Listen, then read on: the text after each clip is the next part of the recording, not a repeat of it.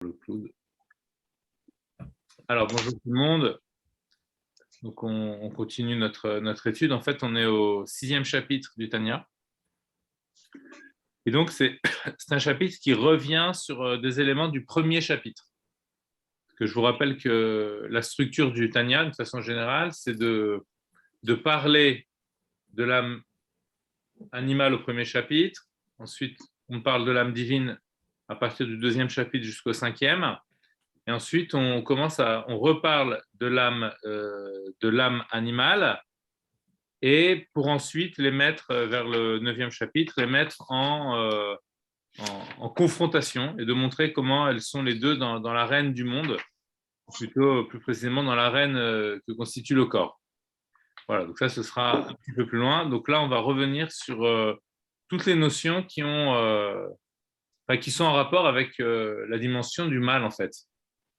Donc, c'est ce qu'on a vu au début de ce 6e chapitre.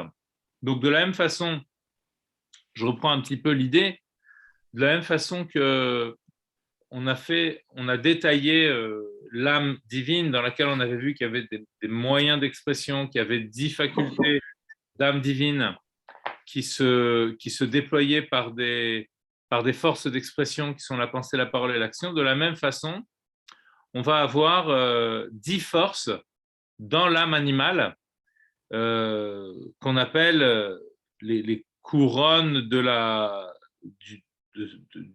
ce qui est abject, les couronnes de l'abject, ça s'appelle comme ça, quoi. Kitra dimsa avuta, c'est une expression du Zohar en araméen, et qui montre que en fait on est dans un dégoût de ce qui est autre que le divin.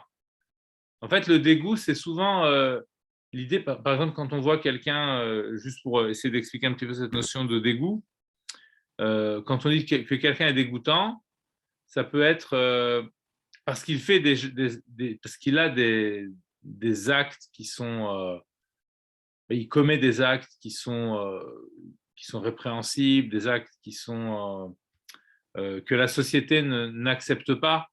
Donc on va dire cette personne, elle me dégoûte. Mais si on va un petit peu plus loin dans cette notion du dégoût,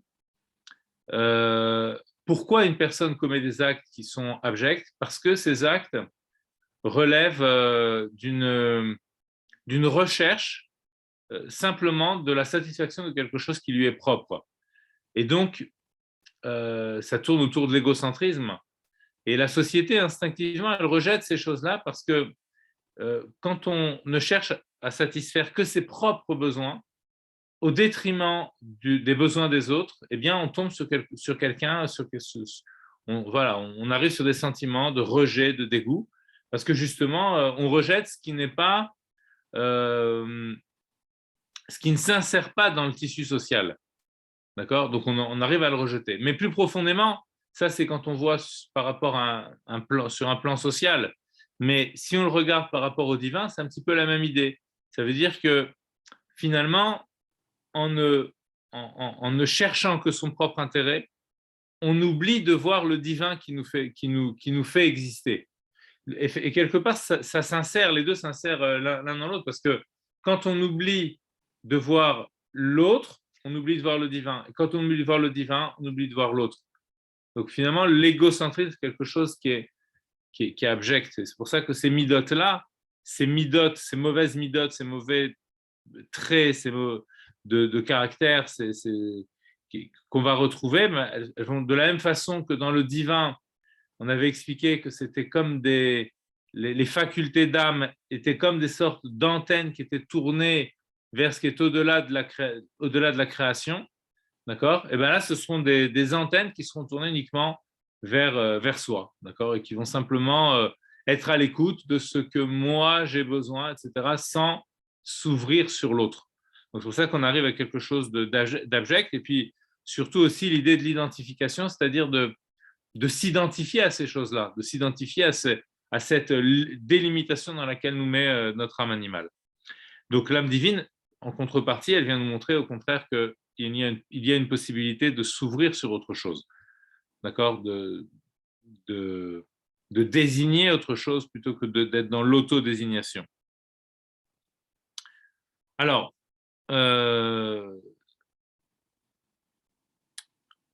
Donc, alors je reprends juste quelques lignes. Je reprends le début du chapitre, comme ça on avance.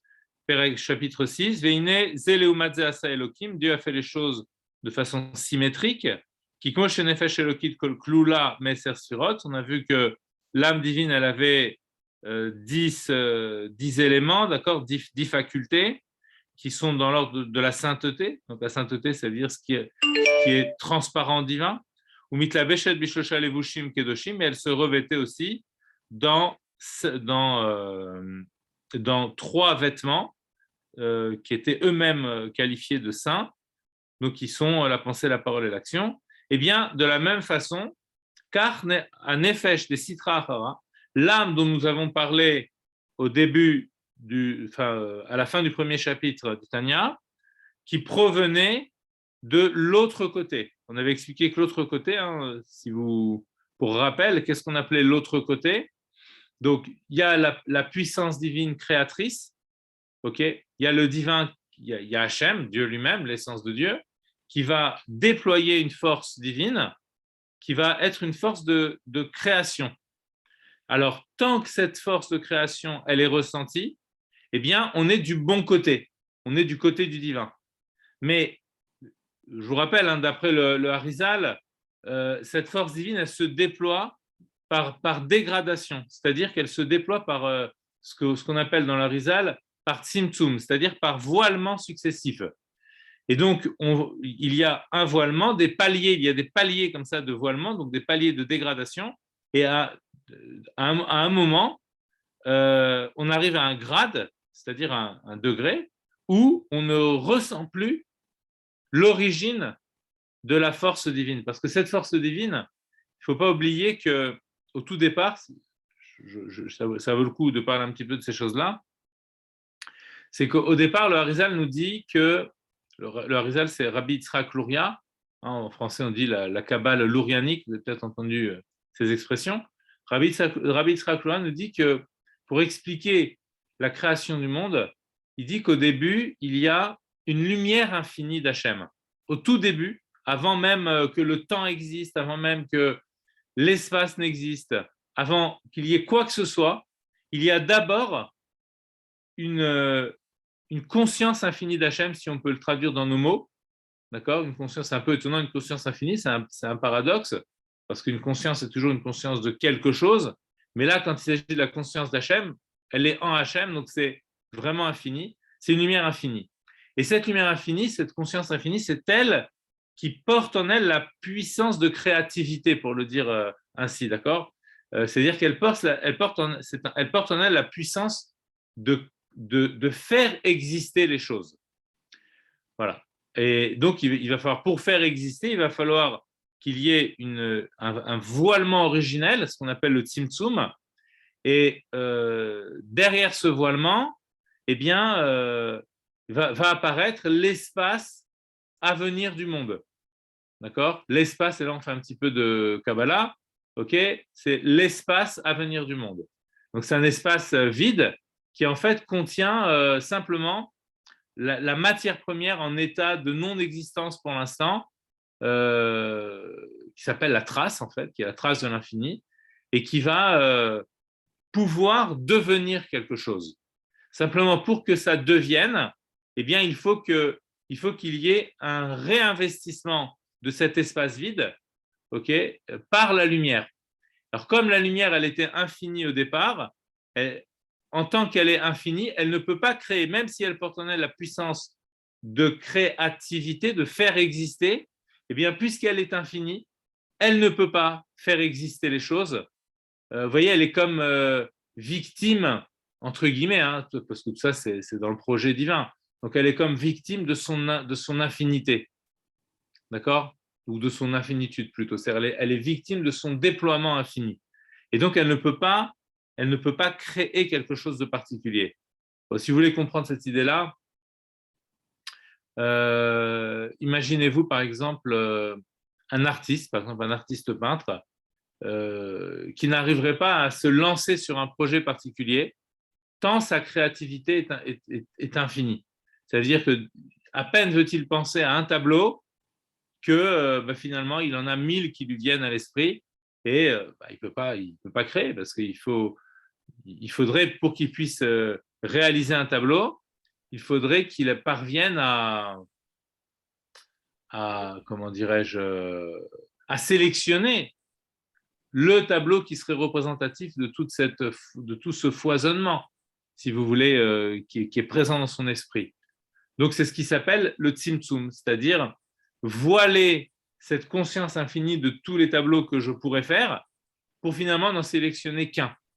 Évidemment, celui qui sera sélectionné, ce sera celui qui sera vraiment représentatif de ma volonté. D'accord? Donc, c'est ainsi que le monde, dans la Kabbalah du Harizal, c'est ainsi que le monde est créé.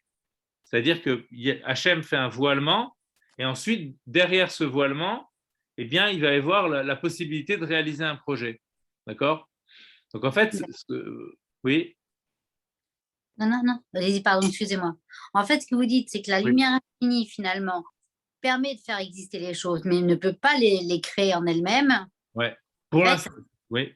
Et en fait, c'est par le Tzimtzum que l'on peut, via les différents voilements, en fait, des voilements plus exactement, qu'on a le pouvoir de l'infini de créer les choses. Par rapport à... Complètement. Voilà, exactement. C'est exactement ça. C'est-à-dire que après le Tzimtzum, si on continue dans la description du Harizal, il nous dit il y a un espace vide qui apparaît. C'est comme si cet espace vide, c'est comme un espace vide au cœur de l'infini. Hein, c'est comme faire exister quelqu'un dans notre esprit. Si je prends une autre image, par exemple, on est saturé de toutes nos relations, ok? Et puis une nouvelle personne dans notre relationnel, c'est pas toujours évident.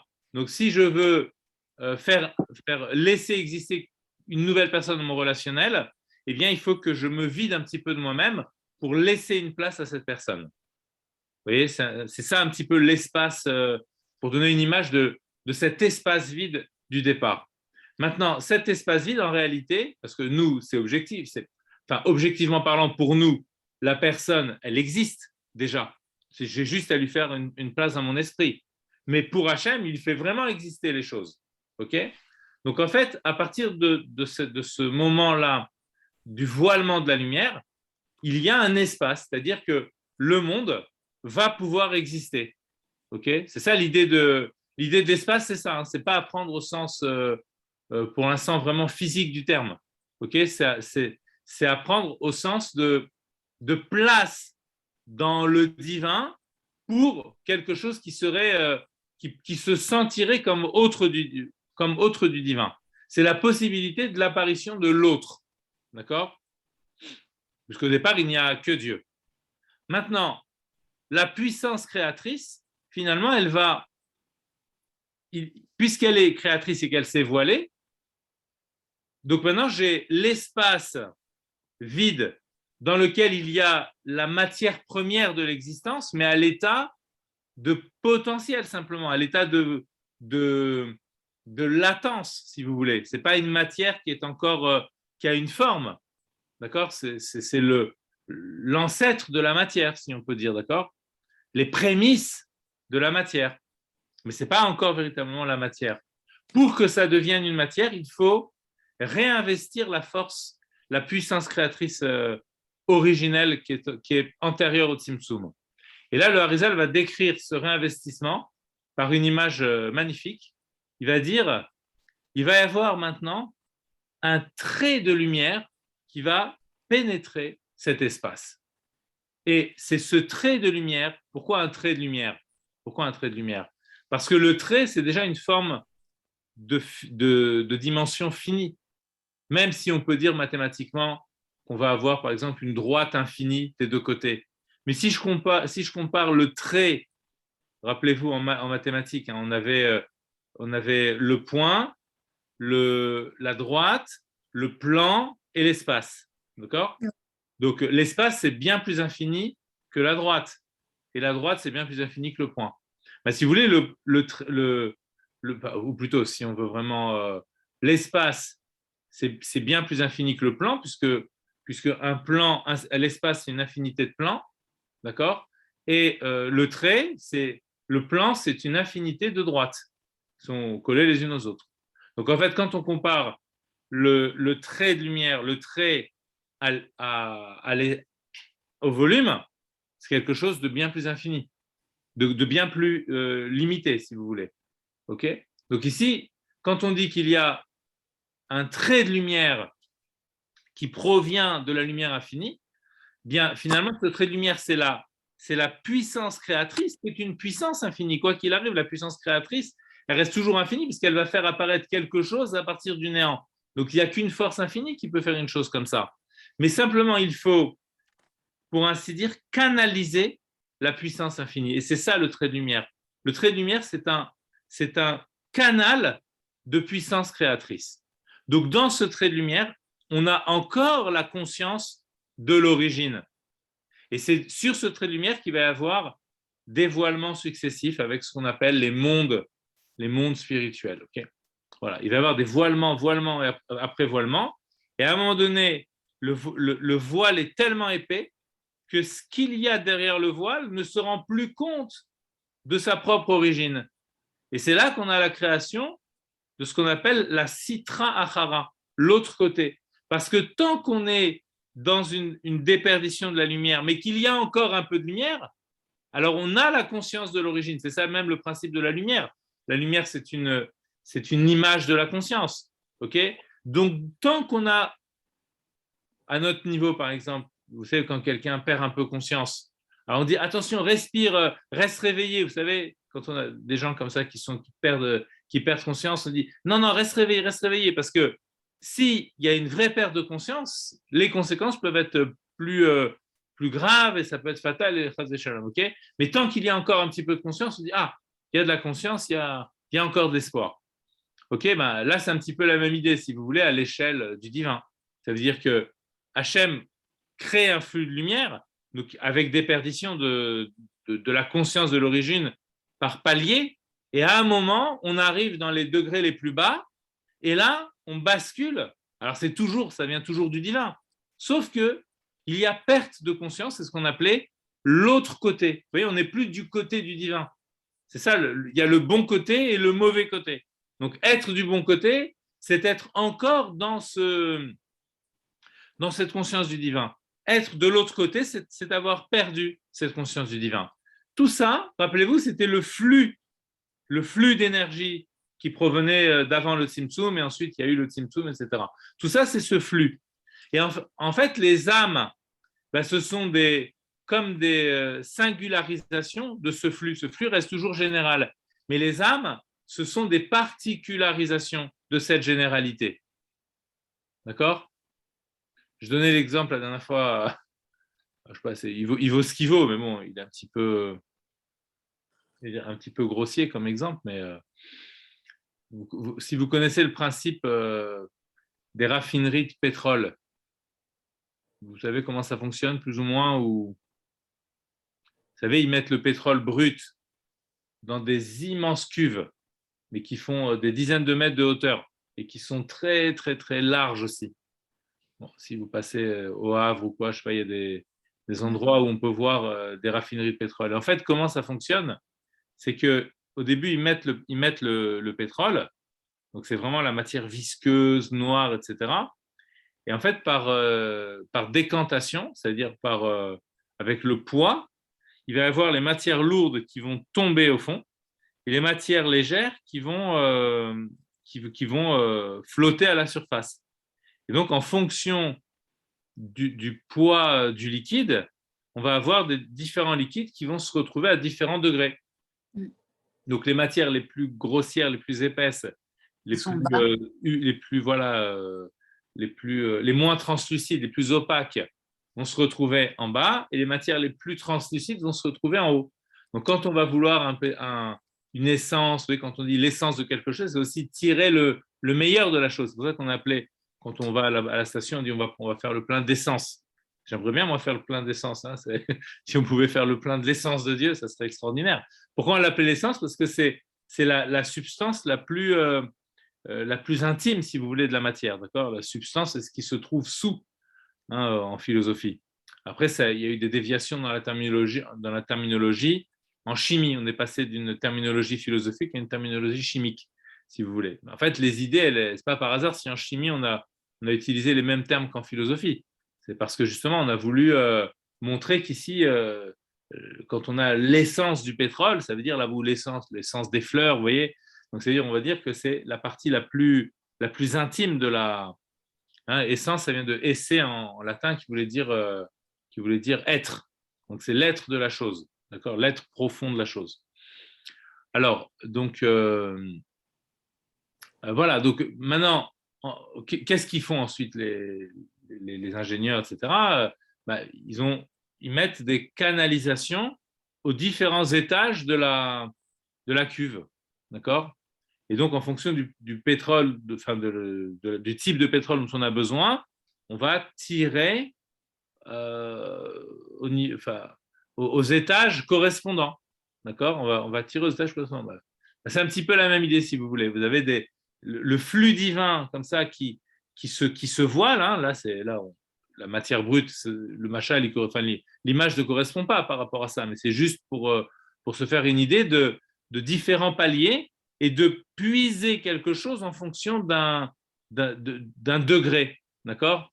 Donc, quand on va faire une dérivation où on branche une canalisation au niveau le plus haut, on va avoir un pétrole qui va être très fin, très transparent, etc. Je ne sais pas exactement pour quel type de véhicule ça va fonctionner, peut-être les avions, je ne sais pas si c'est là qu'on tire le kérosène ou quoi, vous voyez, le gasoil, je ne sais pas exactement à quel niveau, je ne connais pas, c'est juste, voilà, je prends ça comme image. Si vous voulez, là, on va essayer de passer à quelque chose de plus raffiné pour le coup, c'est le cas de le dire. Donc, dans le flux divin, on va avoir aussi des canalisations, si vous voulez, en fonction du degré duquel nous parlons. Donc, on va avoir, c'est ce que j'ai appelé tout à l'heure, les particularisations. C'est-à-dire qu'on a le monde d'Atsilut, qui est le monde le plus élevé, et il va y avoir des Neshamot qui vont être issus, des âmes qui vont être issues de ce degré-là. Donc, on imagine que ces âmes-là, elles sont d'une très grande transparence par rapport au divin.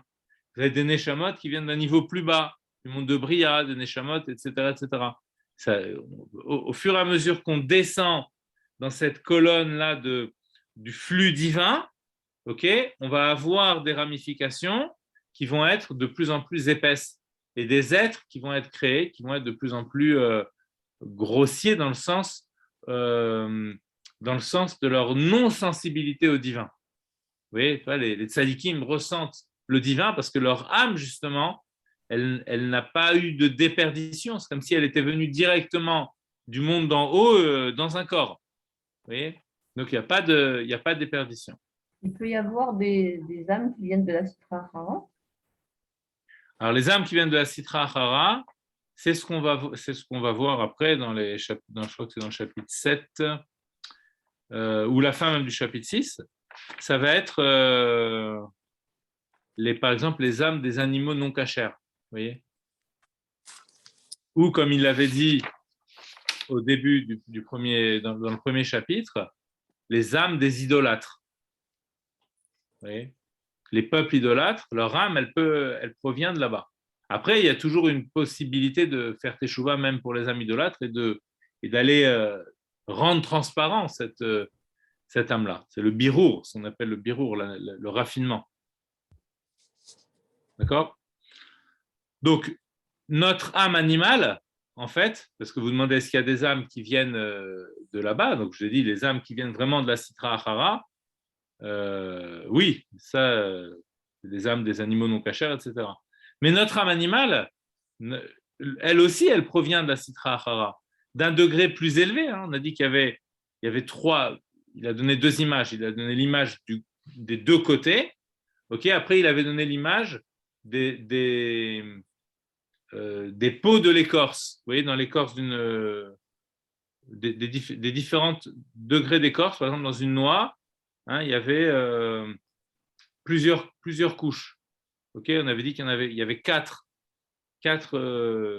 écorces autour de la noix.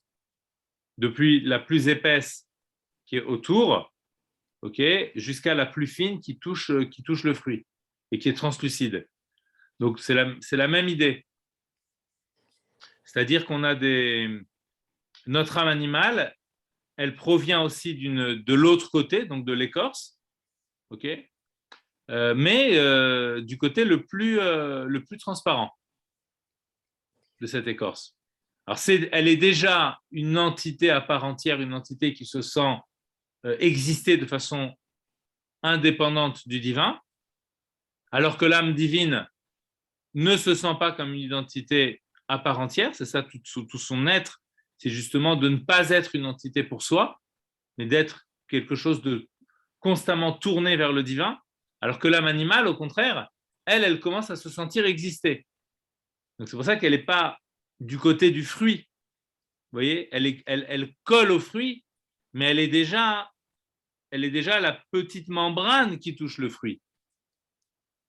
Vous voyez, c'est-à-dire qu'elle est déjà une membrane autre que le fruit. Elle n'est pas le fruit lui-même. Donc c'est ça le principe de la klipat noga, de l'écorce, de la pellicule comme ça qui est transparente. Donc c'est déjà une pellicule, c'est déjà autre chose. Okay, donc dans l'âme, c'est la même chose. L'âme animale, elle est déjà une autre chose que le divin. Non, mais là, j'ai pas compris. Vous dites que l'âme divine Oui. ne se sent pas exister. Elle ne se sent pas comme étant autre chose que sa source. D'accord. Tandis que Voilà. la Klipat Noga, enfin, j'ai du mal avec la Klipat Noga et la Sitra Hara. La Sitra Alors, Hara, il y a plusieurs. c'est deux façons de dire la même chose, mais chaque image, elle apporte, on va dire, son information supplémentaire. D'accord? Donc, quand je dis Sitra Hara, je veux dire qu'il y a quelque chose qui est du côté du divin, qui est encore du côté de la conscience du divin, ou de l'être qui se sent encore dans le divin, okay, donc qui ne se sent pas exister comme autre chose que le divin. Okay, et donc quand je dis l'autre côté, ça veut dire que c'est une forme de conscience qui a déjà basculé. C'est-à-dire maintenant, je me sens exister comme autre chose que le divin. Ça, c'est l'image, on va dire, générale, d'accord, la citra d'Ekdusha, le côté de la sainteté, et la citra achara est l'autre côté. Hein, dans l'idée de autre, il y a aussi l'idée de ce qui est étranger à l'identité profonde. C'est autre. D'accord? Maintenant, dans le premier chapitre, et là aussi, il en parle aussi, il le rappelle brièvement, il avait utilisé une autre image aussi, à part l'image du, on va dire, l'image topique, on pourrait dire, une image de positionnement géographique. Okay, il y a le bon côté et l'autre côté. Il utilise une autre image, on va dire végétale, d'accord? C'est l'image des écorces autour d'un fruit. Okay, cette image-là, elle nous apprend qu'en fait, dans l'autre côté, il y a plusieurs degrés. Okay, parce que quand on dit l'autre côté, c'est binaire. Il y a soit le bon côté, soit le mauvais côté. Et ça, déjà, ça nous permet de comprendre qu'on a vraiment basculé dans autre chose. Donc, c'est-à-dire dans la conscience de soi et dans l'être qui se sent indépendant de sa source. Okay, donc, c'est déjà l'autre côté. Mais dans l'image de l'écorce, on a quelque chose de plus. On amène des nuances. D'accord? On dit attention, dans l'autre côté, c'est pas ou tout noir ou tout blanc. OK? Il y a 4 degrés. Il y a 3 degrés qu'on appelle des degrés de Shalosh Klipot Atmeot, les 3 écorces impures. Alors là, les 3 écorces impures, ça signifie qu'on est complètement dans la conscience de soi et qu'on a oublié jusqu'au fait même qu'on vient de quelque part. D'accord? On est tellement plongé dans l'existence, hein, comme en français, existence, ça vient de ek en grec qui veut dire hors de. Donc on est tellement plongé dans le hors du divin qu'on en a oublié jusqu'à son existence. Donc ça, c'est les Shalosh Klipot Atmeot. Maintenant, il y a une 4e écorce celle qui est dans l'image, c'est celle qui est collée au fruit, qui elle est transparente. Donc c'est une écorce. Ça veut dire que c'est une sensation d'exister. J'existe moi. Je suis autre chose que celui qui me fait exister. Je ne suis plus dans l'environnement de celui qui me fait exister, puisque je sens que je suis moi-même. Mais attention, je suis transparent. Ça veut dire que je n'ai pas perdu totalement la conscience de mon origine. Elle est encore un petit peu présente, cette conscience, comme une lumière qui serait visible au travers d'un rideau, même si le rideau est assez épais, bah finalement, il y a quand même une certaine translucidité. Ça laisse passer, il y a une certaine lumière qui passe.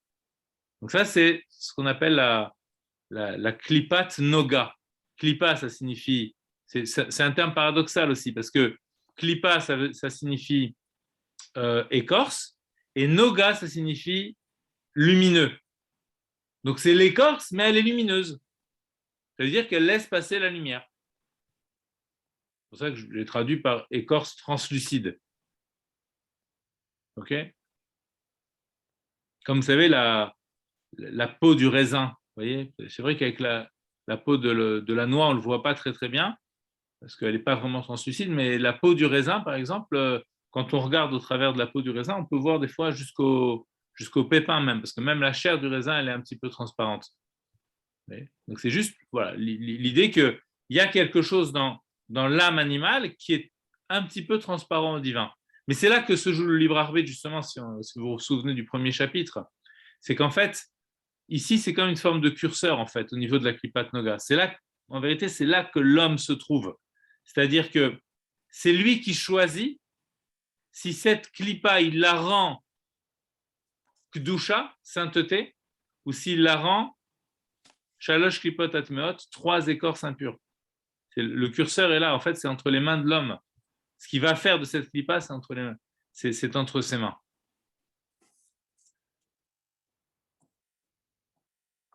Alors, c'est clair sur tout ce schéma-là, hein, ce qu'on a vu hein, depuis la lumière infinie jusqu'à la création des âmes particulières.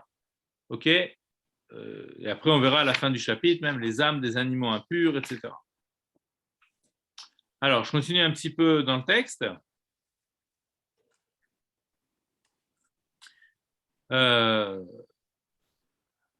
Donc, de la même façon, il nous disait que l'âme qui provient de l'autre côté, miklipot noga, qui provient de l'écorce transparente, amelou beshet bedam adam, c'est cette âme-là qui va se revêtir dans le sang de l'homme.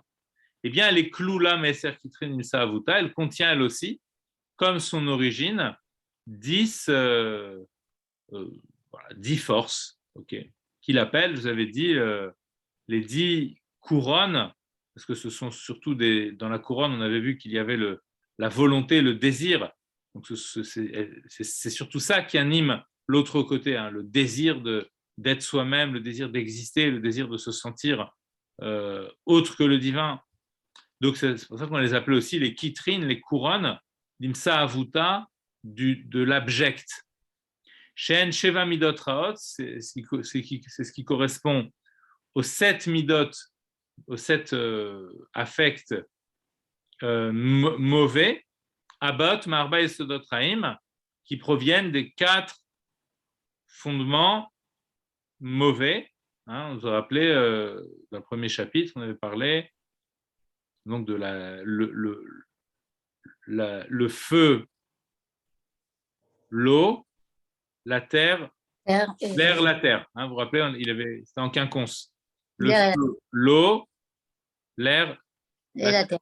On avait réexpliqué ça dans le cours de la semaine dernière. Ou d'il y a 2 semaines, pardon. Voilà. Et Vesechal Amolidan est aussi l'intellect qui les fait naître. Alors, si vous vous rappelez de la description dans le deuxième chapitre, dans le troisième chapitre, il avait d'abord parlé de l'intellect et ensuite des sentiments. Alors qu'ici, il parle d'abord des sentiments et ensuite de l'intellect, comme si l'intellect était soumis aux sentiments dans le côté de la voyez, comme on dit les Chachamim, libam birshutam. Leur cœur est entre leurs mains. Leur cœur est en leur possession, c'est-à-dire sous leur contrôle. Alors que les Rechaim aiment birshut libam. Ils sont sous l'emprise de leur cœur. C'est pour ça, ici, a priori, c'est pour ça qu'il dit qu'il parle d'abord des 7 mauvaises midot, le cœur, et ensuite seulement il parle de l'intellect qui les fait naître. Comme si l'intellect les faisait naître, mais ça veut dire a posteriori, ça veut dire comme s'il les confirmait comme existants. Parce qu'en vérité, c'est le cœur qui était déjà là, palpitant, et qui avait envie de trouver une confirmation par l'intellect. Anechelak le Shalosh. Oui. Monsieur Bellamy, juste une petite question, enfin pour que je sois bien au clair. Donc, l'âme animale provient de la Klipat Noga. C'est voilà, ça? Exactement, oui, tout à fait. C'est ça? Et la Klipat Noga, elle provient du flux divin, du flux de la création, mais qui s'est dégradé. Okay, voilà. Donc elle n'est pas mauvaise, a priori. A priori, elle n'est pas mauvaise alors. Exactement. A priori, elle est neutre. Exactement. Et après, elle est transparente, donc elle est neutre. Et après, c'est l'homme, par son choix, qui fait basculer, exactement, ce côté animal qui est en lui, qui pourrait être investi dans le bon côté, mais par nos choix, on peut le faire basculer. C'est fou parce que c'est comme si ce flux divin, d'accord, qui descendait comme ça, qui se dégradait par paliers, eh bien, à un moment, Dieu nous dit, ben, c'est vous qui avez le choix de faire basculer les choses dans le mal ou dans le bien. Voilà. Moi, j'ai créé les principes, mais maintenant, c'est vous qui êtes au milieu de ces principes-là. Finalement, le rôle de l'homme, il est entre la Klipat Noga, entre les Shalosh Klipat Atmot, entre les 3 écorces impures et la sainteté. Et au milieu, il y a l'homme, en fait. Et ce qu'il explique après par la suite, parce que là, on a schématisé pour l'instant, mais ensuite, c'est un schéma qu'il faut bien intégrer. Et ce qu'il va expliquer par la suite, c'est qu'en fait, et ce qui est expliqué d'ailleurs dans de nombreux textes de Chassidut, c'est que mon action, si elle est du côté de la sainteté, alors elle va renforcer la sainteté dans son ensemble. C'est là que ça diffère par rapport à notre image de la cuve là, de raffinerie. Vous voyez, parce que quand on a tiré le pétrole d'un certain degré, on l'a tiré, ça y est, il a plus d'impact sur ce qui se passe dans la cuve. Vous voyez? Alors que là, non. Comme je suis l'ambassadeur en réalité de quelque chose. Donc l'ambassadeur, il peut, en fonction de son action, il peut déclencher des guerres avec son pays. C'est-à-dire que l'ambassadeur, c'est pas juste un élément extrait du gouvernement, mais il est en relation avec. Ça veut dire que s'il dit une mauvaise parole, s'il n'a pas la parole pertinente avec le gouvernement d'un autre pays, il peut déclencher des catastrophes.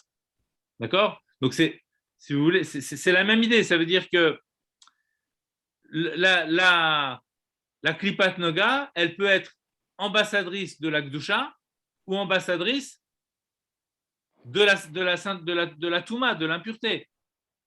Et en fait, en fonction de ce qu'on va faire, on va renforcer la puissance négative du monde ou on va renforcer la puissance négative positive du monde, la sainteté du monde, ou vous voyez, ça agit sur l'esprit général du monde, si on peut dire.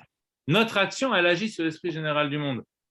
Ça, j'ai entendu un shur du Rav Ginsburg qui disait, on croit qu'on ne peut pas agir sur ce qui se passe dans le monde. Il prenait l'exemple de la guerre, etc. en Ukraine. On pense qu'on ne peut rien faire. Mais en réalité, on a une action, on peut avoir une action. On peut avoir une action.